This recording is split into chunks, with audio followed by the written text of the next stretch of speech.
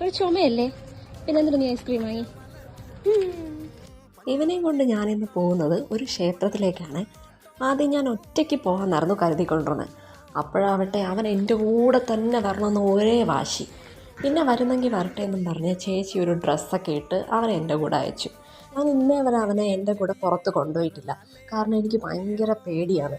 എൻ്റെ കൂടെ നിൽക്കുകയോ അതോ എന്തെങ്കിലും കുരുത്തക്കേടോ. പക്ഷേ ഞാൻ പ്രതീക്ഷിച്ച അത്രയും ആൾ പ്രശ്നമൊന്നും ഉണ്ടാക്കിയില്ല. പക്ഷെ കുറച്ച് നടന്നപ്പോഴത്തേക്കും നമ്മൾ എത്താറായില്ലേ ഹരി അങ്ങനെ ഇടയ്ക്ക് ചോദിക്കുന്നുണ്ടായിരുന്നു. അതൊഴിച്ചു കഴിഞ്ഞാൽ വേറെ പ്രശ്നങ്ങളോ കാര്യങ്ങളോ ഒന്നും തന്നെ ഉണ്ടാകുന്നില്ല. ഞാൻ കരുതി കുറച്ച് കഴിയുമ്പോഴത്തേനും എനിക്ക് എൻ്റെ അച്ഛനും അമ്മയും കാണണം, എനിക്ക് വീട്ടിൽ പോകണം എന്നൊക്കെ പറഞ്ഞ് ഭയങ്കര കരച്ചിലായിരിക്കുന്നതാണ് ഞാൻ വിചാരിച്ചത്. പക്ഷെ അങ്ങനത്തെ ഒരു പ്രശ്നങ്ങളോ കാര്യങ്ങളോ ഒന്നും ഉണ്ടാക്കിയില്ല. അങ്ങനെ ഞങ്ങൾ ക്ഷേത്രത്തിലെത്തി.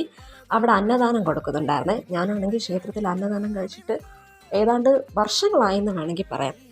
എനിക്ക് പൊതുവേ ക്ഷേത്രങ്ങളിലൊക്കെ ഇങ്ങനെ ഭക്ഷണം കഴിക്കാനും അല്ലെങ്കിൽ അമ്പലത്തിൽ പോയി തൊഴാനും ഒക്കെ ഭയങ്കര മടിയുള്ളൊരു കൂട്ടത്തിലാണ്.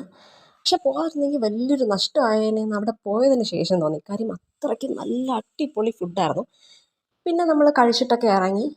അവന് പിന്നെ കുറച്ച് ഐസ്ക്രീമും കുറേ മിഠായിയൊക്കെ വാങ്ങിച്ചു കൊടുത്തപ്പോഴേക്കും അവൻ ഹാപ്പി. പിന്നെ ഈ ഒരു ക്ഷേത്രത്തോട്ട് പോയി കഴിഞ്ഞാലുള്ള ഒരു കാര്യം എന്ന് പറയുന്നത് നമുക്ക് ഇടയ്ക്കിടയ്ക്ക് ഇങ്ങനെ ട്രെയിൻ വരുന്നതും പോകുന്നതും. ഇപ്പോൾ തന്നെ ഇത് 3ാമത്തെ ട്രെയിനാണ് ഞാൻ ഈ കാണുന്നത്. ഞാൻ ഈ പോയ സമയത്തും 2 ട്രെയിൻ അങ്ങോട്ട് പോയിട്ടുണ്ടായിരുന്നേ. പിന്നെ വീട്ടിലോട്ട് പോകും ഞാൻ കരുതിയത് ചിലപ്പോൾ ഇവൻ കരയുമായിരിക്കും, അല്ലെങ്കിൽ എന്നെ എടുക്കണമെന്ന് പറയുമായിരിക്കും. പക്ഷെ അങ്ങനത്തെ പ്രശ്നങ്ങളൊന്നും ഉണ്ടായിരുന്നില്ല. നല്ല കുട്ടിയായിട്ട് അവൻ വന്നു. ഇനി ഇടയ്ക്കിടയ്ക്ക് വീഡിയോ എടുക്കുന്ന കണ്ടിട്ട് അവൻ പറയുവാണേ. എന്ത് സ്റ്റാൻഡ്?